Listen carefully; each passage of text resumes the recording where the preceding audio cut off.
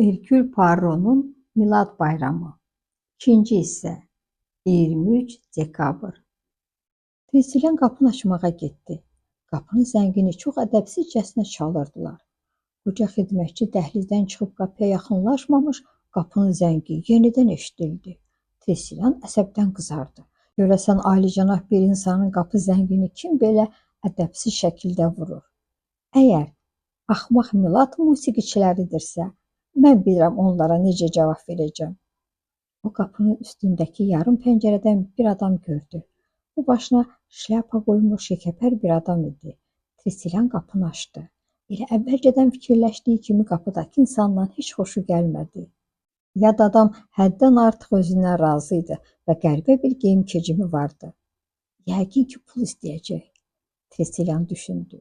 Tressilyan, necəsən? Deyə yad adam dilləndi. Qoca xidmətçi ona təəccüblə baxdı.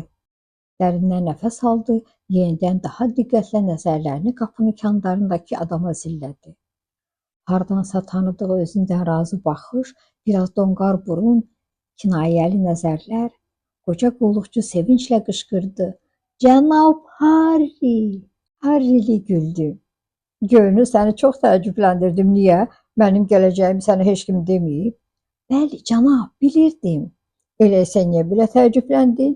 Harry biraz geriyə çəkilib kənardan evi gözdən keçirdi. Bu ev qırmızı kərpicdən tikilmişdi. Biraz yöndəmsizliyinə baxmayaraq sağlamdı. Yenə həminki köhnə, maraqsız ev. Ancaq hələ də yerində möhkəm dayanıb. Tressilyan, atam necədir? Cənab, atanız biraz nasazdır. Otağından çölə çıxmır. Ancaq özünü xoşbəxt hiss edir. O qoca qurtdur. Tressilyan içəri keçdi. Xidmətçi onun şərfini, həddən artıq dəbdəbəli şlyapasını götürdü. Tressilyan, əziz qardaşım Alfred necədir? Çox yaxşıdır. Yəqin mənimlə görüşmək üçün günləri sayırdı. Harry güldü. Yəqin. Tressilyan, eşit ancaq inanma. Əminəm ki, bura gələcəyimi eşidən kimi Alfredin rəngi qaçıb. Biz onunla heç vaxt yola getmirdik. Sən bizim köhnə əhvalatlardan xəbərdarsan da. Vicdanlı qardaş, səfehin geri qayıtmağını qətiyyən arzulamaz.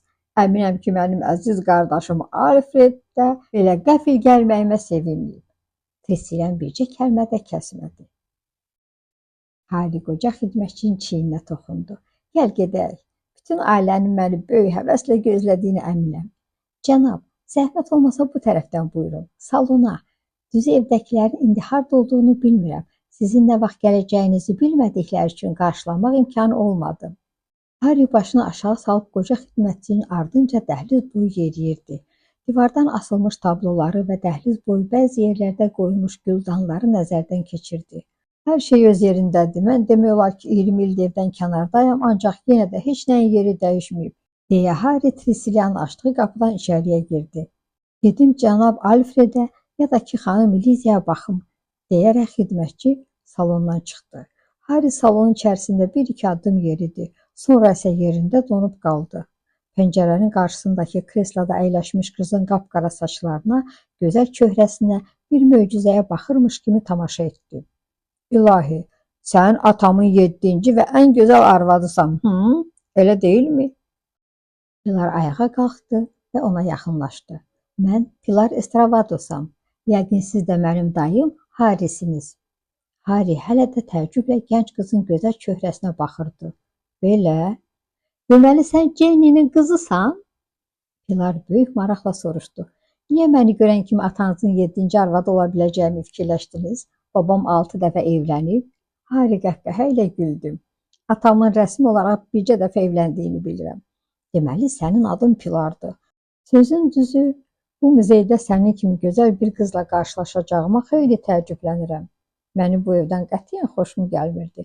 İndi uzun illərdən sonra yenidən bu evin içərisində gəzindikcə əvvəlkindən daha qorxulu bir görkəmə büründüyünü hiss edirəm.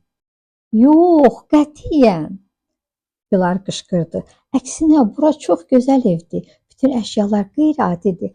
Bəs xalılar, xalçalar necə? Hər yerdə uzun tüklü, gözəl naxışlı xalçalar var. Məncə divardan asılmış tablolar da çox qiymətlidir. Buradakı bütün əşyalar həddən artıq mükəmməl və keyfiyyətlidir. Harry güldü. Bax burada sənə haqq verirəm. O sözünə davam edə bilmədi, çünki elə bu məqamda Lidia içəriyə daxil oldu. Harry, xoş gəlmisən. Mən Alfredin xanımı Lidiayam. Xoş gördük Lidia, deyə Harry dilləndi və əlini ona uzadaraq sıxdı. Harry qadının ağıllı baxışlarına və inci cizgili çöhrəsinə nəzər yetirdi. Harry qadının ağıllı baxışlarına və incə cizgili gözlərinə nəzər yetirdi. Lidianın yerişi və hərəkətlərindəki özünə məxsus incəlik onun diqqətindən kənarda qalmamışdı. Harry onun xarakterindəki bu xüsusiyyətin çox az qadında olduğunu fikirləşdi. Lidia da eynilə Harry'nin haqqında beynində çək-çevir etmişdi. Çox ciddi bir insana bənzəyir, deyə fikirləşdi. Həm də çox yaraşıqlıdır. Digər ki, baxışlarından etibar ediləcək adama oxşamır. O gülərək dilləndi. Harry, aradan keçən bu qədər illərdən sonra evin yolunu necə tapdın? Dəyişilib, yoxsa elə əvvəlkinin eynisidir? Məncə elə əvvəlki kimidir. Harry yan yörəsinə bir daha nəzər yetirdi. Deyəsən, bu otaq təmir edilib, yenidən başqa əşyalar alınıb. Həm də dəfələrlə, Lidia dedi. Sən bu otağı tamamilə başqa bir formaya salmısan, deyə Harry dilləndi. Bəli, deyəsən. Harry gözlərini Lidianın gözlərinə dikdi və qəribə şəkildə gülümsədi. Lidia çəkindi. Harry belə oğrun baxışları ilə atasına çox oxşuyurdu. İndi buralar daha aristokratik bir ab-havadadır, o dedi. Eşitdiyimə görə Alfred çox alicənab və köklü ailənin qızı ilə evlənib. Deyəsən, ailəniz İngiltərəyə Williamla gəlib. Lidia gülümsədi. Deyəsən elədi. Alfred necədir? Yenə həmişəki kimi maraqsızdım, deyə Harry soruşdu. Bilmirəm, görək sən onda dəyişiklik görə biləcəksən. Ailənin digər üzvləri necədir? Hərə İngiltərənin bir bucağına dağılıb? Xeyr, hamı Milad bayramını qeyd etmək üçün buraya gəlir. Harry Lidianın bu sözlərini eşidən kimi gözləri böyüdü. Milad bayramında bütün ailə bir yerdə olacaq. Atama nəsə olub? O belə şeylərə o qədər də fikir verən deyildi. Ailəsinə bağlı bir insan olduğu yadıma gəlmir. Görəsən ötən illər onu dəyişdirib? Bəlkə də. Lidianın səsində kinayə var idi. Pilar bir kənarda dayanıb onların söhbətini maraqla dinləyirdi. Əziz George necədir? Deyə Harry digər qardaşını xəbər aldı. Yəqin yenə əvvəlki kimi simişdi. Uşaqlıqda cibindən bir qəpik düşsəydi, oturub zülüm-zülüm ağlayırdı. George Milli Məclisdədir, deyə cavab verdi. Westeringham bölgəsindən seçilmiş millət vəkilidir. Nə? Bizim Gombu Milli Məclisə seçilib? Bax, bu çox gözəl bir xəbərdir. Harry başını qaldırıb dərin bir qəhqəhə çəkərək güldü. Onun səsi həddən artıq güclü idi. Piların nəfəsi tutuldu. Lidia isə biraz təəccüblü şəkildə ona baxdı. Sonra arxadan eşidilən səsə Harry döndü. Qarşısında dayanmış Alfred çöhrəsindəki qəribə ifadə ilə ona tamaşa edirdi. Harry bir anlığa yerindəcə donub qaldı. Sonra isə dodağında incə təbəssüm yarandı. Ona tərəf bir addım atdı. Bizim Alfred. Salam Harry, deyə Alfred başını tərpətdi. Onlar bir neçə saniyə diqqətlə bir-birinə tamaşa etdilər. Sonra isə Harry gülümsədi. Birdən nə vaxtsa bura qayıdacağımı fikirləşmirdim. Elədir, sən getdiyindən çox illər keçib. Harry barmağı ilə çənəsinə toxundu. O adətən qarşısındakı insana iqtidarını nümayiş etdirmək istəyəndə belə edirdi. Evimə qayıtdığım üçün çox xoşbəxtəm. Evimə kəlməsini xüsusi vurğu ilə dedi. Bəlkə də mən çox pisliklər etmişəm, deyə Simon Lee dodağın altında dilləndi. O əsasına söykənmişdi. Fikirli çənəsini tumarlayırdı. Qocalmış Simonun yanında Pilar əyləşmişdi. Simon öz-özünə danışırmış kimi bayaq dediyi cümləsini yenidən təkrarladı. Bəlkə də mən çox pislik etmişəm. Nə deyirsən Pilar? Gənc qız çeynini çəkdi. Əslində bütün dünyadakı kişilər pisdir. Bunu kilsədə rahibə deyirdi. Elə ona görə də gərək qadınlar ən çox onlara görə Tanrıya yalvarsın, dua etsin. Pilar, ancaq mən kişilərin əksəriyyətindən daha pis idim. Simon qəhqəhə ilə güldü. Ancaq indiyə kimi etdiklərimin heç birinə görə peşman deyiləm. Heç nəyə görə peşman deyiləm. Həyatım boyu hər dəqiqəmin zövqünü yaşamışam. Demək olar ki, Tanrının insanlara qadağan etdiyi bütün günahları işləmişəm. fırıldaqçılıqla məşğul olmuşam, yalan danışmışam, oğurluq etdim. Bəli, bir də həyatda eşq sərgüzəştlərim. Mənim qadınlara qarşı həmişə xüsusi marağım olub. Bu yaxınlarda bir nəfər mənə ərəb şeyxi haqqında danışırdı. Həmin şeyxin 40 mühafizəçisi var imiş. Demək olar ki, həmin 40 nəfərin 40-ı da onun öz oğullarıymış. Hamısının da təqribən 40 yaşı varmış. Düzü mənim 40 oğlumun olub-olmadığını bilmirəm. Ancaq qeyri-qanuni doğulmuş uşaqlarımı bir yerə yığsam, mənim də 40 mühafizəçim olar. Pilar, bəs buna nə deyirsən? Məni qınayırsan? Pilar təəccüblə babasına baxdı. Niyə qınamalıyam? Bu dünyada kişilər həmişə qadınlarla maraqlanıblar. Mənim atam da sizin kimi idi. Elə buna görə də qadınlar həmişə əzab çəkir və Tanrıya dualar edirlər. Qocalmış Simeon qaşlarını düyünlədi. Arvadım Adelaidanı bədbəxt etdim. Onunla evlənəndə çox gözəl bir qadın idi. Və sonra nə oldu? Sonra həmin gözəl Adelaida dayanmadan ağlayan, zarıldayan bir qadına çevrildi. Bir insanın arvadı fasiləsiz göz yaşı töküncə adamın bütün əsəbləri yerindən oynayır. Əslində isə Adelaida qorxaq bir insan idi. Əgər mənimlə mübarizə aparsaydı, ancaq heç vaxt mənə qarşı çıxmadı. Mənə elə gəlirdi ki, evlənəndən sonra bu evdə məskunlaşaraq, köhnə adətlərimlə bir dəfəlik əl çəkəcək və əsl ailə başçısı olacağam. O bir neçə saniyə susdu. Sonra isə əsəbi halda qəzəblə güldü. Ailənin başçısı. Sən bir bu ailənin vəziyyətinə bax. Onların arasında mənim yerimə keçməli olan bircə nəfər də yoxdur. Bəs onlara nə olub? Onların damarlarında mənim qanım axmır. Artıq yerimə keçəcək qanuni və ya qeyri-qanuni bir övladımın olmadığını yaxşı başa düşürəm. Məsələn, Alfredi götürək. Bəzən mənə sədaqətli bir it kimi baxmağı məni bütün hövsələdən çıxarır. Sanki hər ağzından çıxan kəlməni etməyə hazırdır. Axmağın bir axmaq. Ancaq arvadı Lidiyadan xoşum gəlir. Onun çox güclü xarakteri var. Digər ki, məni qətiyyən xoşlamır. Ancaq axmaq Alfredin xatirinə görə mənə dözür. Bəs George? O da ölü balıq kimidir. Onun nə düşüncəsi, nə də ki cəsarəti var.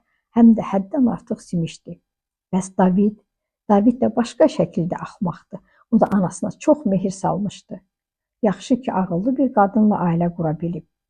O yumruğunu kreslonun qoltuğuna çırpdı. Hamısından yaxşı Harry idi. Harry yazıq və əxlaqsızdı. Ancaq həyat eşqi ölməyib. Pilar başı ilə təsdiqlədi. Bəli, o çox maraqlı bir insandı. Güləndə qəribə bir qəhqəhə ilə gülür. Həmişə də başını arxaya atır. Ondan çox xoşum gəlir. Simeon sınayıcı nəzərlərini Pilara dikdi. Belədir Pilar. O özünü qızlara bəyəndirməyi həmişə bacarıb. Bu xasiyyəti mənə oxşuyur. Mən çox gözəl bir həyat keçirmişəm. Mənim həyatda hər şeyim var idi. Sonra isə yaşlı Lee'nin dodağına xoş bir təbəssüm qondu. İspanların çox gözəl bir atalar söz var.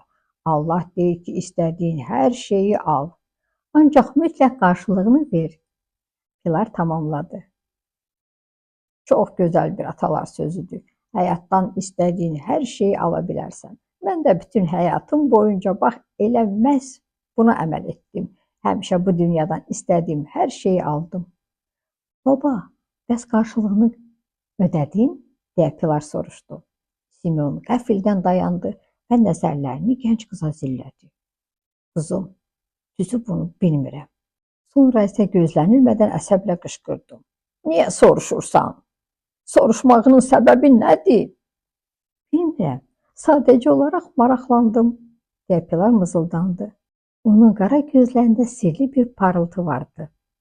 Simeon maraqla ona baxdı. Sən yaman şeytansan. Baba, ancaq məni çox istəyirsən. Pilar dilləndi. İndi mənim burada yanınızda əyləşib sizə qulaq asmağımdan çox razısınız. Simeon başı ilə təsdiqlədi. Bəli, bu çox xoşuma gəlir. Bilirsən, sənin yanımda əyləşməyin qocalmış sümüklərimi sidir. Bir də ki, ax sən mənim öz qanımsan, mənim yeganə nəvvəmsən. Afərin Jenniferə, belə başa düşürəm ki, uşaqlarımın içində ən bacarıqlısı odur. Pilar gülümsədi. Qoca Simeon əlavə etdi. Ancaq mənə qarşı fırıldaqçılıq edə bilməzsən. Sənə deyirəm. Sənin burada mənim yanımda təmkinlə oturub axmaq-axmaq çərənləməyimə qulaq asmağının səbəbi bilirəm nədir. Sən pula görə bunu edirsən. Hər şey pula görədir. Hər halda qocalmış çərənki babanı çox istədiyini deməyəcəksən. Pilar sərt tərzdə ona baxdı. Xeyr, mən sizi sevmirəm. Ancaq sizdən çox xoşum gəlir. Bu sözlərimin səmimiliyinə inanın. Bəlkə də gəncliyinizdə çox böyük günahlar işləmisiniz. Ancaq bu da mənim çox xoşuma gəlir. Əslində bu böyük malikanədəki insanların içərisində yeganə səmimi və qayğıkeş sizi hesab etmək olar. Bir də ki, mənə xeyli maraqlı şeylər danışırsınız. Siz bütün dünyanı gəzib qəribə rəngli bir həyat keçirmisiniz. Əgər mən də kişi olsaydım, eynilə sizin kimi hərəkət edərdim. Bəli, deyə Simeon dodaqlarının altında pıçıldadı.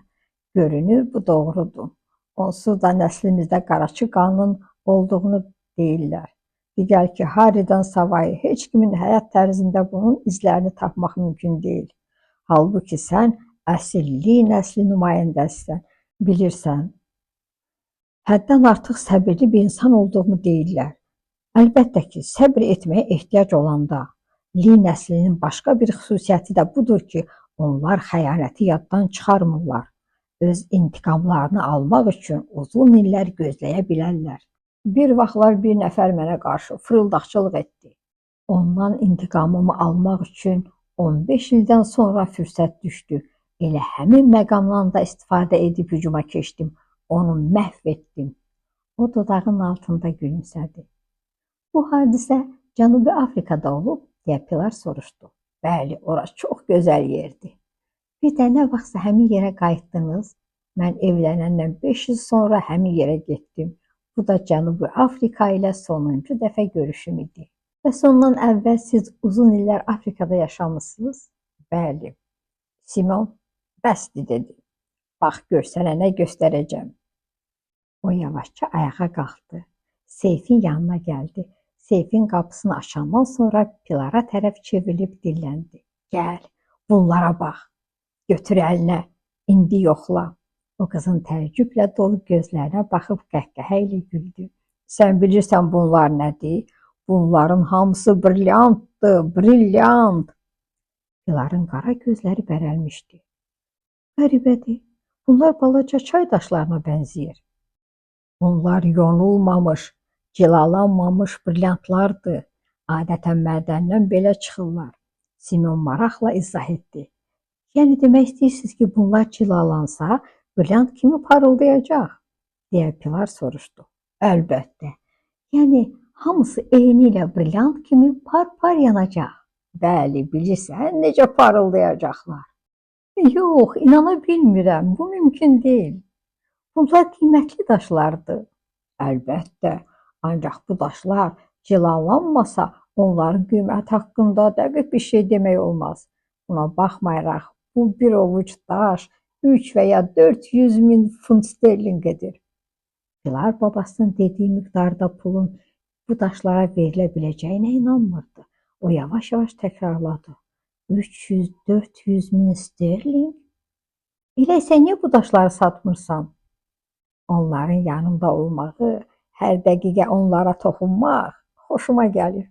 Ax, o qədər pul. Mənim pula ehtiyacım yoxdur. Bəs niyə bu daşları yondurmursunuz?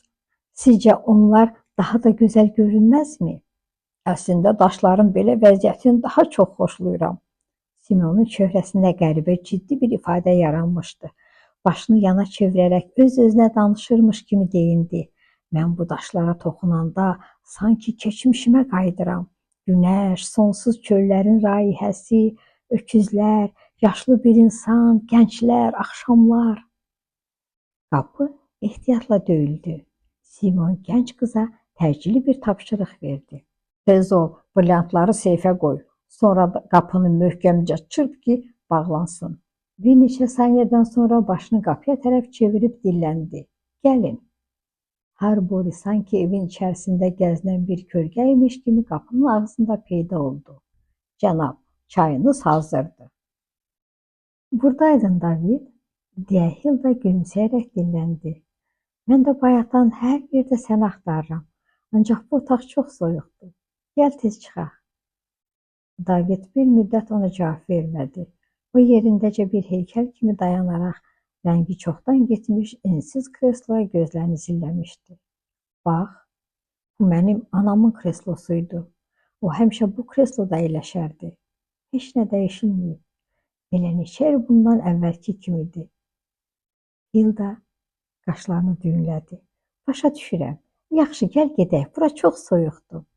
David onun sözlərinə qətiyyən fikir vermirdi. Elə hey yan görəsinə baxırdı. Həmişə burada oturardı. Yadımdadır ki, buradakı stulda oturub nağıllara qulaq asardım. Lilliput uşaq. Bəli, anam mənə həmişə Lilliput uşağı nağılını oxuyurdu. Deyəsən mən o vaxtlar hələ 6 yaşındaydım. Hilda qəti bir şəkildə ərinin qoluna girdi. Əzizim, gəl tez salona keçək. Bu otaq çox soyuqdur. David sakitcə çevrildi. Hilda onun titrədiyini hiss etdi. Eynidir. Heç nə dəyişilməyib. Sanki zaman dayanıb. Hilda'nın çöhrəsində nigarançılıq var idi. O həyat dolu, ümidli və xoşbəxt səslə soruşdu. Görəsən adamlar hardadılar? Deyəsən çay içmək vaxtıdır. David qolunu Hilda'nın əlindən çəkib digər qapını açdı. Otağın içərisində bir pianino vardı. Belə, bax buradadır. Görəsən akordu pozulmayıb ki? O pianinonun qarşısında əyləşdi və qapağı açdı. Barmaqlarını ehmalca pianinonun dillərində gəzdirdi. Yox, akordu pozulmayıb. Görünür bunu nəzarətdə saxlayırlar. David bildiyi köhnə musiqi parçalarından birini ifa etməyə başladı. Onun ifasından musiqi istedadının olduğu başa düşülürdü. Pianinonun dillərindən çıxan qəribə melodiya otağa yayılırdı. Xahiş edirəm, Mozartdan bir musiqi parçası ifa et. David qəfildən əllərini pianinonun dillərinə çırpdı. Qəribə bir səs çıxdı. David dik ayağa qalxdı. Bütün bədəni titrəyirdi. David, David! Deyə Hilda onun qolundan girərək sakitləşdirməyə çalışdı. Mən yaxşıyam, yaxşıyam. Hər şey qaydasındadır. David mızıldandı. Qapının zəngi çox sərt bir tərzdə vuruldu. Tresilyan qulluqçulara məxsus olan bölmədən ayağa qalxıb ağır addımlarla qapıya doğru yaxınlaşdı. Qapının zəngi yenidən vuruldu. Tresilyan qaşlarını düyünlədi. Qapının yarım pəncərəsinin arxasında hündür boylu, başında şlyapa olan bir insan gördü. Tresilyan fikirli halda alnını ovuşdurdu. Sanki əvvəlki hadisə yenidən təkrarlanırdı. Tresilyan qapını açdı. Elə həmin məqamda beynindəki qəribə ab-hava yoxa çıxdı. Qapının kəndarında dayanmış adam soruşdu. Cənab Simonli bu evdə yaşayır? Bəli. Onunla görüşmək istəyirəm. Tresilyanın yaddaşında çox keçmişdə qalmış bir xatirə canlandı. Eynilə cənab Simonli İngiltərədə yaşamağa başladığı ilk illərdə belə tərzdə danışırdı. Yaşlı qulluqçu ani bir tərəddüdlə başını tərpətdi. Cənab Li biraz kefsizdir. Son vaxtlar çox adamla görüşmür. Qapının kəndarında dayanmış yad adam qulluqçunun sözünü yarıda kəsdi. Zəhmət olmasa bunu cənab Liyə verin. O cibindən çıxardığı məktubu Tresilyana verdi. Mütləq cənab. Simon Li məktubu götürdü. Zərfin içərisindən kağızı çıxartdı. Onun çöhrəsində təəccüblü bir ifadə var idi. Bax, bu mükəmməldir, dedi və üzünü Tresilyana çevirdi. Tresilyan, cənab Farrı təcili bura gətir. Oldu, cənab. Mən də ev haqqında fikirləşirdim, deyə Simon dodağının altında dilləndi. Ev Farr, Cənubi Afrikada, Kimberleydə olanda şərikim idi. İndi isə onun oğlu məni ziyarət etməyə gəlib. Cənab Stefan Farr, deyə Tresilyan qapının kəndarında dayandı. Stefan salona daxil olanda qəribə şəkildə gərgin idi. Ancaq bu gərginliyini büruzə verməmək üçün biraz özündən razı tərzdə dik-dik yeriyirdi. Cənab Li, deyə Stefan dillənəndə onun Cənubi Afrikalılara məxsus ləhcəsi aydın hiss olunurdu. Səni görməyimə çox şadam. Deməli, sən Ebin oğlusan. Stefan çəkingən və narahat bir tərzdə gülümsədi. Bu İngiltərəyə birinci gəlişimdir. Atam həmişə mənə deyirdi ki, əgər İngiltərəyə yolun düşsə, Mütləq sizə baş çəkim. Çox sağ ol. Yaşlı Li yüzünü Pilara tərəf çevirib onu Stefana təqdim etdi. Bu nəvəm Pilar Estravadosdur. Sizinlə tanış olduğuma şadam. Pilar nazlanaraq dilləndi. Bu qız necə də soyuqqanlı bir insandır. Sanki məni ilk dəfədir görür. Stefan fikirləşdi.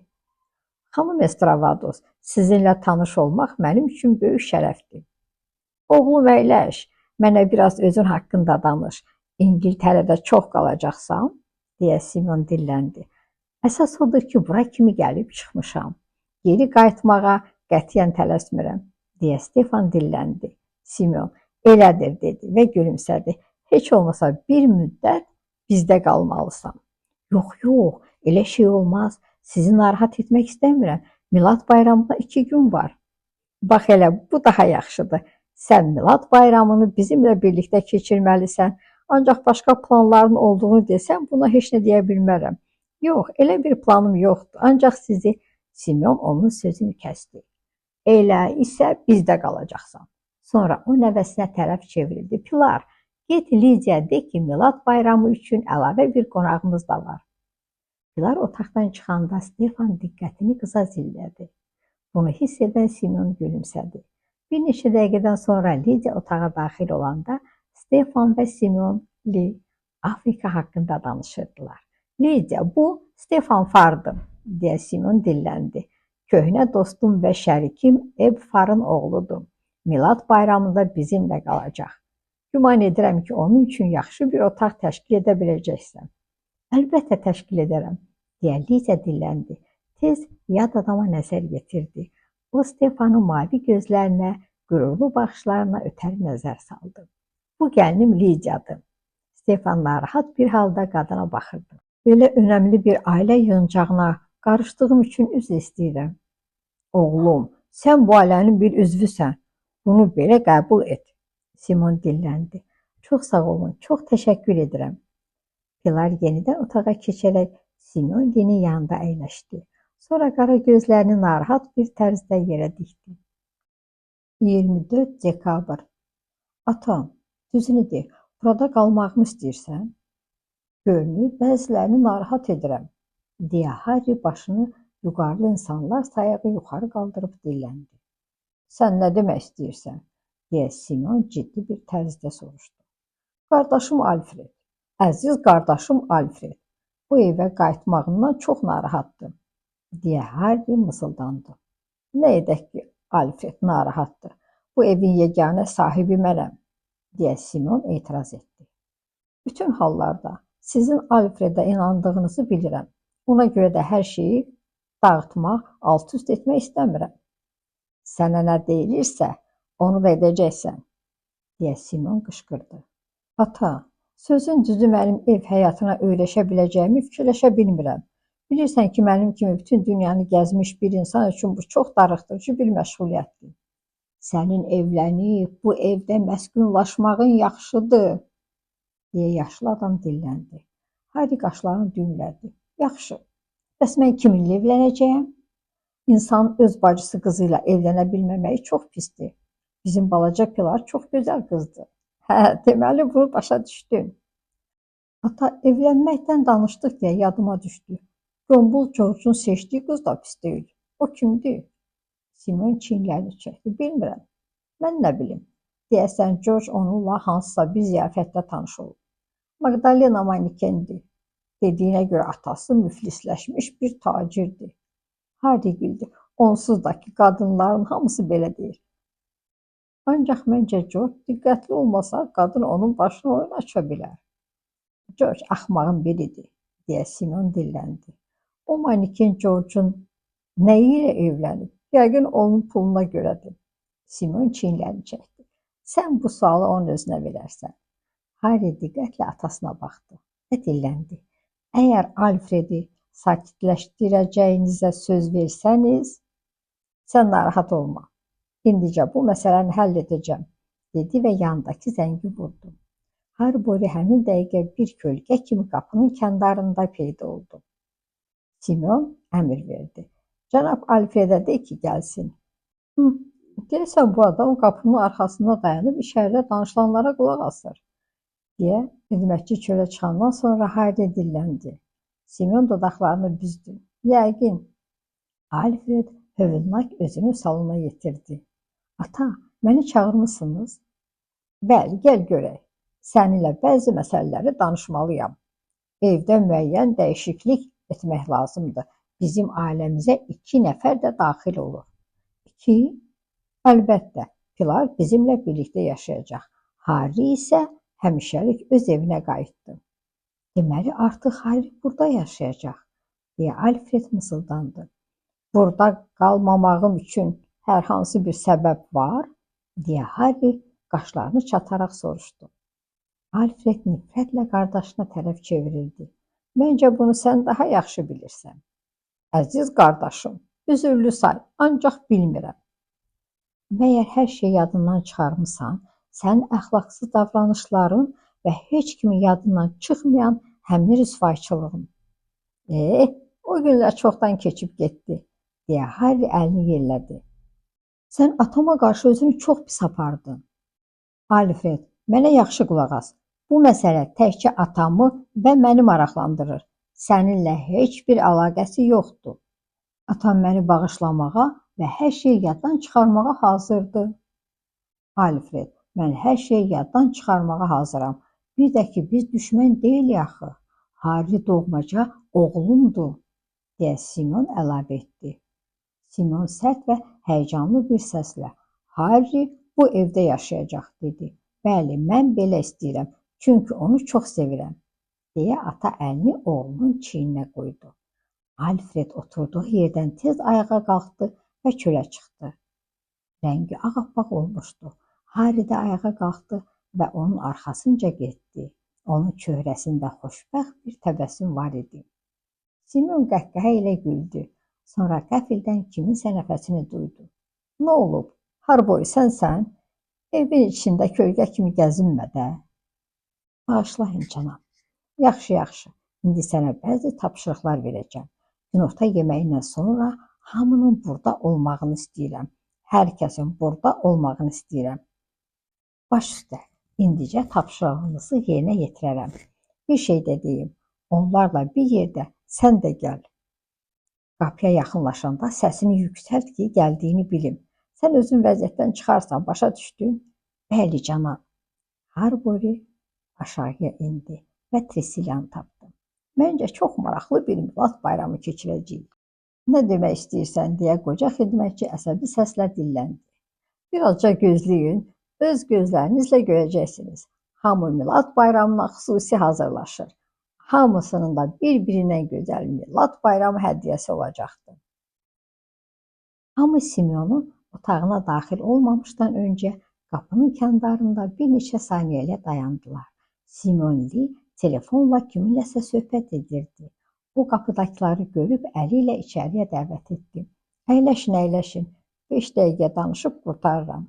Sonra yenidən telefonun dəstəyindən asılıb söhbətini davam etdi. Alo, vəkil Charlton'un ofisidir. Charlton'la danışıram. Mənəm, Simeon Lee. Bəli, həqiqətən də elədi, bəli. Xeyr, səndən mənim üçün yeni bir vəsiyyətnamə hazırlamağını istəyirəm. Bəli, birincisini hazırladığımızın üzərindən xeyli vaxt keçib. Təəssüf ki, indi vəziyyət dəyişib. Yox, qətiyyən tələsmirəm. Milad bayramını darmadağın etmək kimi bir fikrim yoxdur. Bir neçə gündən sonra gəl, mən sənə yeni vəsiyyətnaməmi necə hazırlamağını başa salaram. Yox, narahat olma. Hələ ki xoşbəxtəm və ölmək kimi bir niyyətim də yoxdur. Telefonun dəstəyini yerə qoydu. Sonra özünü arxasındakı 8 nəfərə tərəf çevirib dərin bir qəhqəhə çəkdi. Nə olub? Rənginiz niyə qaçıb? Ata, bizi çağırmısan? Deyə Alfred dilləndi. Bağışlayın əzizlərim, sizi bura çağırmağımda elə də ciddi bir səbəb yoxdur. Siz də elə bildiniz ki, mən ailə toplantısı təşkil etmişəm. Elə bir şey yoxdur. Sadəcə olaraq bugün biraz yorğunam. Heç kimin şam yeməyindən sonra mənim otağıma gəlməyini istəmirəm. Çünki axşam tez yatmaq istəyirəm. Milad bayramı günü gərək gümrah olam. deyə Simon gülümsəyərək ətrafına toplaşmış ailə üzvlərinə baxdı. Əlbəttə, əlbəttə, deyə George çox bilmiş bir əda ilə başını tərpətdi. Simon hələ də gülümsəyirdi. Milad bayramı çox əhəmiyyətli bir bayramdır. Bir də ailələr arasında əlaqələri möhkəmləndirir. Əzizim Magdalena, sən nə deyirsən? Magdalena adını eşidən kimi dik atıldı. Onun axmaq görünüşlü ağzı açıldı. Sonra fikrini cəmləyib dilləndi. Bəli, dayan görün, deyə Simon pıçıltılı səs tonu ilə danışmağa başladı. Sən bir tacirlə yaşayırdın, elə deyilmi? Yəni, atanla birlikdə yaşayırdın? Ancaq zənnimcə sizin milad bayramları elə də maraqlı deyildi. Nəticə etibarilə siz bizimki kimi böyük bir ailə deyilsiniz. Bəli, əlbəttə. Simon bu dəfə George'u nəzərdən keçirdi. Düzü sənə belə məqamda pis xəbər vermək istəmirəm. Ancaq təəssüf ki, sənin üçün ayırdığım maddi dəstəyi biraz azaltmalı olacağam.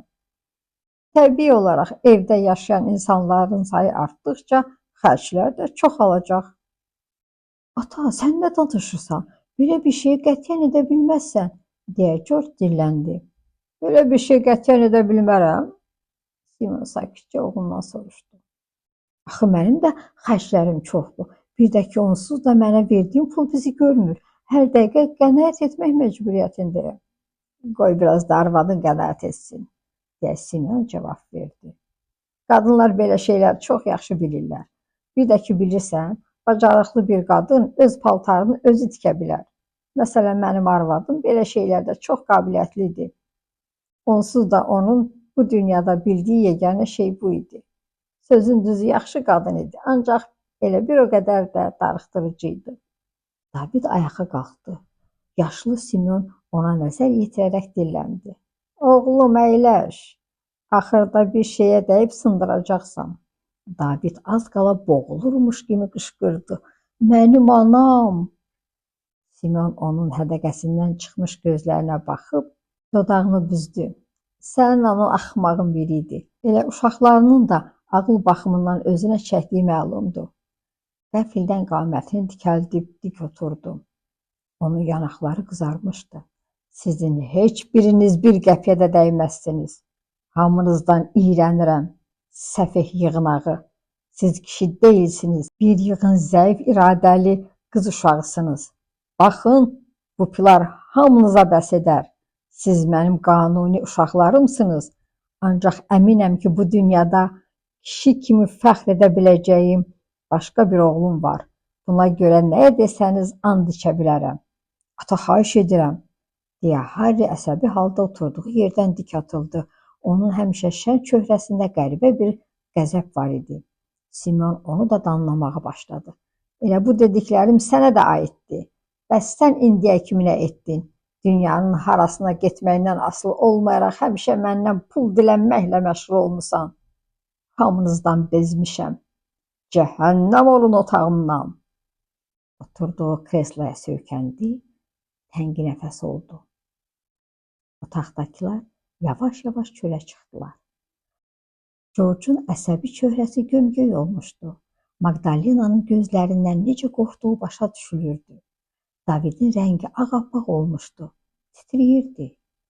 Harry əsəbi halda iri addımlarla donquldana-donquldana otaqdan çıxdı. Alfredə gəldikdə isə sanki yuxulu haldaydı. Lidia başını yuxarı qaldırıb, arxayın bir halda ərinin arxasınca gedirdi. Sadəcə olaraq Hilda bir neçə dəqiqəliyinə yerindəcə pərçimlənib qaldı. Sonra geriyə çevrildi və Simonun başının üzərində dayandı. Simon əsəbi halda ona baxıb qışqırdı. Sən nə istəyirsən? Məktubunuzu aldığım gün, deyə sözünə başladı. Yazdığınız hər şeyə inanmışdım. Fikirləşdim ki, siz milad bayramını ailənizlə bir yerdə qeyd etmək istəyirsiniz. Elə buna görə də Davidi bura gəlməyə razı saldım. İndi nə edim? Deyə Simon soruşdu. Hilda başını yellədi. Əslində sizin məqsədiniz onları bir-birinə düşmən etməkdir, elə deyilmi? Əgər belə şəkildə əylənəcəyinizi fikirləşirsinizsə, Allah köməyiniz olsun. Simeon gülməyə başladı. Mənim üçün əylənmək anlayışı bütün digər insanlarınkindən çox fərqlənir. Şübhəsiz hazırladığım zarafatın hamının xoşuna gəlməyəcəyinə əminəm. Ancaq əsas odur ki, əylənirəm. Hildanın nəzərlərini ona zillədiyini görərək yavaşca, sakit bir səs tonu ilə dilləndi. Nə fikirləşirsən? Qorxuram, deyə Hilda pıçıldadı.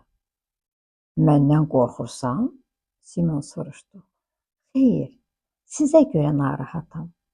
Sonra cinayətkara edam olunacağını xəbər vermiş bir hakim kimi iri addımlarla otaqdan çıxdı. Simeon onun ardınca gözlərini uzun müddət ayırmadan baxdı. Sonra dilləndi. Gedim brilyantlarıma baxım. Saat 8-in yarısında qapının zəngi vuruldu. Tristilən qapını açmaq üçün hövlnak özünü yetirdi. Yenidən evin balaca salonuna qaydanda Harbori orada dayanmışdı. O sinədəki fincanları qaldırıb altındakı işarələrə diqqətlə nəzər yetirirdi. Kim gəldi? Deyə xidmətçini görən kimi soruşdu.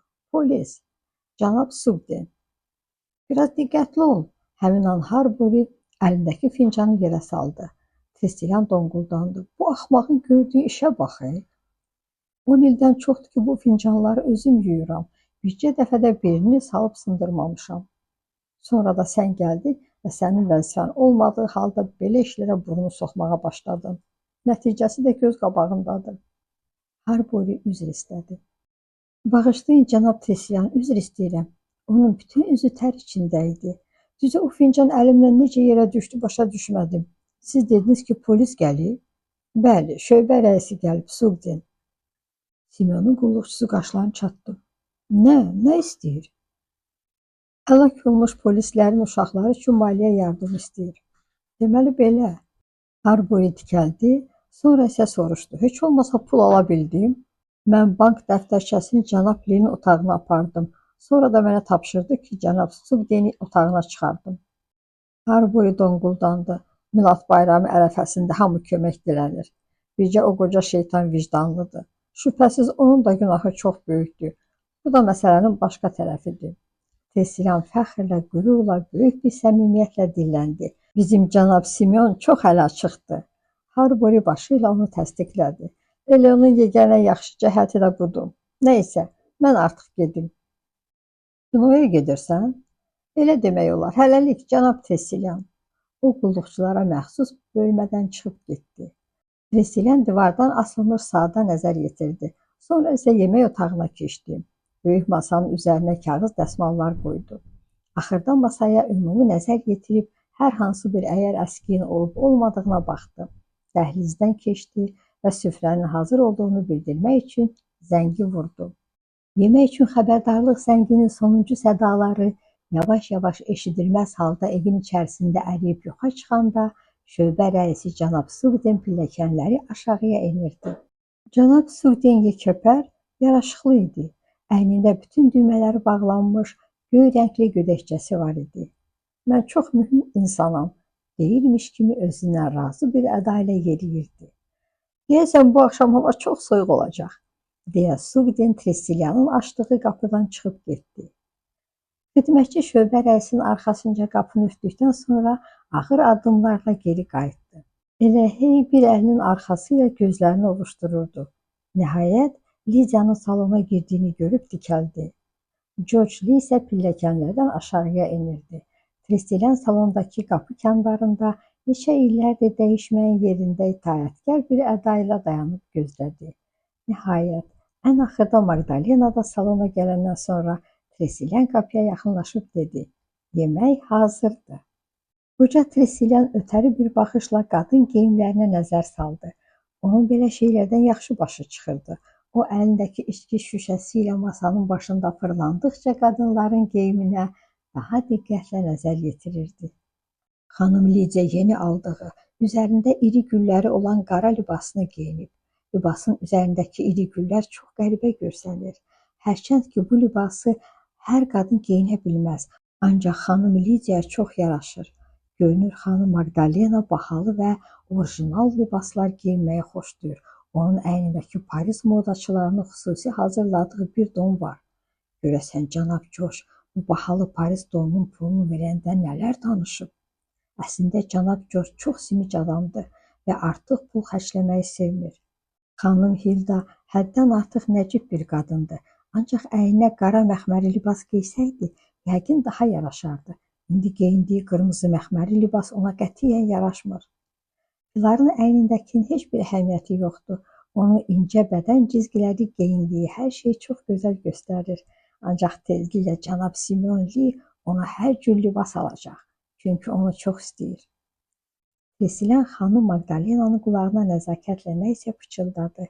Digər tərəfdən köməkçisi Volterin süfrəyə yemək soğusundan əvvəl salatları gətirdiyini görmüşdü. Bu axmağa neçə dəfə tapşırdım, deyə fikirləşdi. O növbəti yemək süfrəyə gətirəndə qadınların nə geyindiyini, köməkçisinin axmaq və səfeh hərəkətlərini çoxdan yaddan çıxarmışdı. Bu dəfə öz-özünə fikirləşirdi.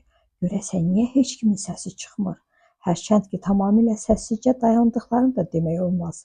Cənab Harry hər dəqiqə Cənubi Afrika haqqında danışır. Yox, deyəsən səhv saldım. Bu cənab Harry deyil. Cənubi Afrikadan gələn qonaqdır. Afrika haqqında danışır. Bu cənab Stefan Farrdır. Digər insanlar hərdən bir, yeri düşdükcə bir-iki kəlmə danışırlar. Cənab Alfred elə bir xəstədir. Qarşısındakı yeməklərə əlini də vurmuyub. Xanım Lidia onun bu vəziyyətinə çox narahatdır. Cənab George'un şöhrəsi gömgöydür. O da yeməyi çeynəmədən ağzına qoyduğu kimi udur. Xanım Magdalena da heç nə yeməyib. Yəqin pəhriz saxlayır. Xanım Piların şöhrəsindən xoşbəxt olduğu hiss edilir. Görünür yeməklərdən də çox xoşu gəlir. Cənubi Afrikadan gələn cənab Stefan Farrla hər dəqiqə danışıb gülür. Cənab Farr da ona heyran olub. Bu iki nəfərin heç bir qayğısı olmadığı çox rahatca başa düşülür. Bəs cənab David? Düzü mən ona görə çox narahatam. Cənab David düz anasına oxşuyur. Yaşını müəyyən etmək çox çətindir. Bugün çox gərgindir. Aha, əlindəki şərab badəsini aşırdı. Tresilyan süfrəyə tökülən şərabı sildi. Cənab David sanki heç nə olmayıbmış kimi özünü apardı. Rəngi ağappaq idi. Sakitcə oturmuşdu. Qəribədir, deyə xidmətçi fikirləşdi. Biraz bundan qabaq polis rəisinin evə gəldiyini eşidən Harborinin də rəngi ağappaq olmuşdu. Sanki Tresilyan qəfil bir yuxudan ayıldı. Onun köməkçisi Volter əlindəki doğranmış armud yığılmış boşqabı yerə salmışdı. Daha əvvəlki kimi normal bir qulluqçu görmək mümkün deyil. Volteri kim görsə elə biləcək ki, bu əvvəl meşədən qaçıb gəlib. Tresilyan masaya bir daha diqqətlə nəzər yetirib, yer əskikləri gözdən keçirdi. Cənab Harry bu axşam biraz fikirlidir. Elə hər dəqiqə cənab Alfredə baxır. Onlar elə balacalıqdan bir-birinə qarşı nifrət bəsləyirlər. Əlbəttə, ataları həmişə cənab Harry'nin tərəfini tuturdu. Vəziyyət belə olunca cənab Alfred də çox əsəbləşirdi. Cənab Simeon Lee oğlu Alfredi elə də çox istəmir. Təəssüf. Halbuki cənab Alfred atasına çox bağlı bir insandı. Xanım Lidia ayağa durdu. Əynindəki libasın gülləri çox gözəldir. Çiynindəki rəngli örtük onu daha da cazibədar və gözəl göstərir. Sözün düzü xanım Lidia çox gözəldir. Tresilyan yemək otağında oturub içki içməyə davam edən kişilərin yanından dəhlizə çıxdı. Qapını çəkib örtdü və qadınların oturduğu digər salona keçdi. Əlindəki qəhvə fincanları yığılmış sinini salona apardı. O içəriyə girəndə 4 qadın çöhrəsində qəribə bir gərgin ifadə ilə oturmuşdu. Qadınlardan heç biri danışmırdı. Xidmətçi otaqdakı sükuta daxil olub qadınların qəhvələrini verdi. Sonra eyni sakitliklə arxaya çevrilib otaqdan çıxdı. Bu dəhlizdən mətbəxə keçəndə yemək otağının qapısının açıldığını gördü. David Lee otaqdan dəhlizə çıxdı. Sonra sağa döndü və salona girdi. Tresilyan mətbəxdə onu gözləyən köməkçisi Volterə baxışlarını zilləyib tənbih elədi. Köməkçi Volter özündən razı, tərbiyəsiz bir əda ilə onun qarşısında dayandı. Ancaq bircə kəlmə də dillənmədi. Nəhayət təkcə qalan Tresilyan yorğun bir halda mətbəxdəki pəncərənin qarşısına qoyulmuş stulda əyləşdi. Xidmətçinin əsəbləri gərgin idi. Milad bayramı gəldi. Evdə hamının əsəbləri gərgindir. Bu ab-hava mənim heç xoşuma gəlmir. Xidmətçi zorla ayağa qalxdı. Qadınların əyləşdiyi balaca salona keçdi və içilmiş qəhvə fincanlarını yığdı. Otağın içərisində Lidiyadan savayı heç kim yox idi. O pəncərənin qarşısında dayanıb həyətə baxırdı. Pərdənin bir tərəfi onun üstünə düşmüşdü və demək olar ki, yarı hissəsi gizlənirdi. Lidiya fikirli halda həyətə tamaşa edirdi. İçəridəki otaqların birindən evə pianinonun uzun müddətli toxunulmamış dillərinin unudulmuş səsi yayıldı. Bu ki, cənab Daviddir. Sonra Tressilyan öz-özünə soruşdu. Görəsən niyə matəm marşını ifa edir? Doğrudan da bu evdə çox qəribə bir enerji var. Xidmətçi dəhlizdən yavaş addımlarla keçib salona daxil oldu. İkinci mərtəbədən gələn səsi birinci dəfə elə bu məqamda eşitdi. Qırılmış qab-qacaq, alt-üst olmuş əşyalar, qəribə qışqırıq səsləri. Aman tanrım, cənab Simon nə edir? Görəsən yuxarıda nə baş verib? Yuxarıdan başqa bir boğuq bağırtı da eşidildi. Bu dəhşətli səs sanki boğazını qarqara edən bir adamın çıxartdığı səsə bənzəyirdi. Bir neçə saniyədən sonra kəsildi. Tressilyan yerindəcə pərçimlənib qaldı, sanki infarkt olmuşdu. Sonra hövlnak özünü dəhlizə atdı və pilləkənləri 2-1-3-1 yuxarıya dırmaşdı. Aşağı mərtəbədəki müxtəlif otaqlardan qonaqlar hərə bir yerdən əlindəki işi, beynindəki qarışıq düşüncələri bir kənara qoyub yuxarı mərtəbəyə doğru qaçmağa başladı. Görünür bu səsi evdə hamı eşitmişdi. İkinci mərtəbənin dəhlizinin sonundakı otağa özlərini çatdırdılar. Stefan Far və Hilda Lida qapının ağzındaydılar. Stefan Far qapının cəftəsindən möhkəmcə yapışıb özünə tərəf çəkirdi. Hilda isə divara söykənib hərəkətsiz bir şəkildə dayanmışdı.